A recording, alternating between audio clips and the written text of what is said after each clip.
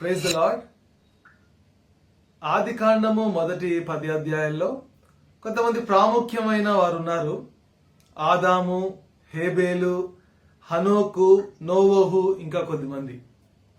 ఆదికాండము 11వ అధ్యాయానికి వచ్చేసరికి ఇక్కడ మానవుని యొక్క ప్రణాళిక మనం చూస్తాం. We see the plans of man in Genesis chapter 11. ఆదికాండము 12వ అధ్యాయానికి వచ్చేసరికి ఇక్కడ దేవుని ప్రణాళిక చూస్తాం. We see the plan of God in Genesis chapter 12. చూడండి, ఆదికాండము 11వ అధ్యాయంలో ఇక్కడ కొద్దిమంది బయలుదేరారు. వాళ్ళు బయలుదేరి వారు ఏమంటున్నారంటే ఆదికాండము 11వ అధ్యాయము 4వ వచనంలో ఇక్కడ 3 విషయాలు చూస్తున్నాం. వాళ్ళు ఏమంటున్నారంటే, and they said, go to, let us build us a city.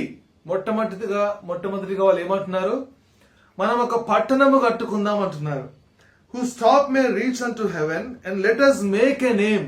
రెండవది, మనము మన నామమును గొప్ప చేసుకుందాం, మన పేరు గొప్ప చేసుకుందాం అంటున్నారు. మూడవది, lest we be scattered abroad upon the face of the whole earth. మూడవది, let us not scatter, మనము చెదిరిపోకూడదు అంటున్నారు. చూడండి, ఆదికాండము 11వ అధ్యాయము 4వ వచనంలో ఇక్కడ మానవుని యొక్క ప్రణాళిక చూస్తాం.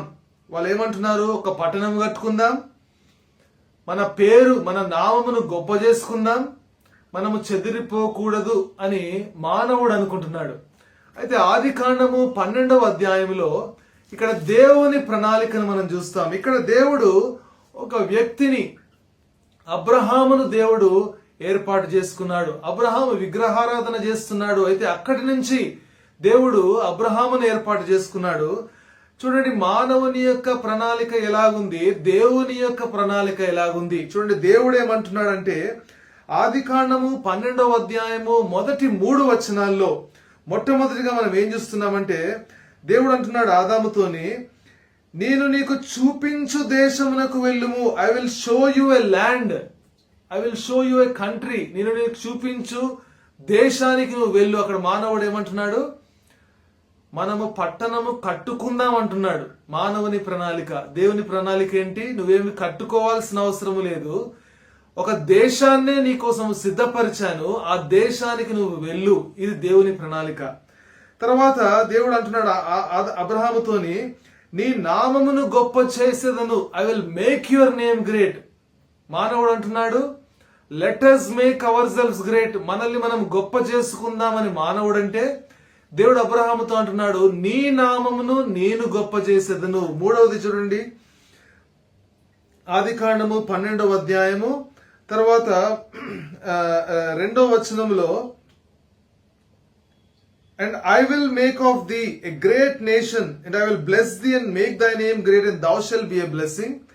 And I will bless them that bless thee, and curse him that curseth thee, and in thee shall all the families of the earth be blessed. నిన్ను బట్టి ఈ భూమి మీద ఉండే కుటుంబాలన్నీ ఆశీర్వదించబడతాయి. అంటే దాని అర్థం ఏంటి? నువ్వు వ్యాప్తి చెందాలి, యూ హ్యావ్ టు స్కాటర్, నువ్వు అనేక దేశాలకు వ్యాప్తి చెందాలి అని దేవుడు చెప్తున్నాడు. మానవుడు ఏమనుకుంటున్నాడు?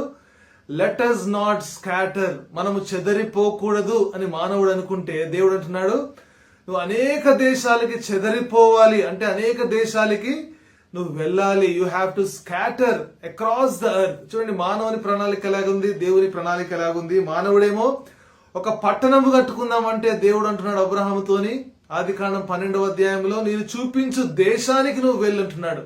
ఆదికాండం 11వ అధ్యాయంలో మానవుడు అంటున్నాడు మన నామమును గొప్ప చేసుకుందామంటే దేవుడు అంటున్నాడు అబ్రహాముతోని, నీ నామమును నేను గొప్ప చేస్తానంటున్నాడు.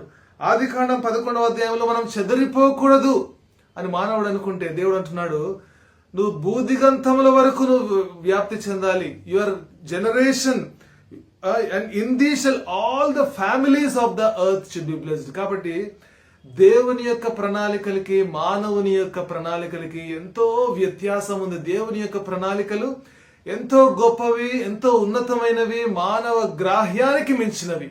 దేవుడి వాక్యాన్ని దీవించును గాక.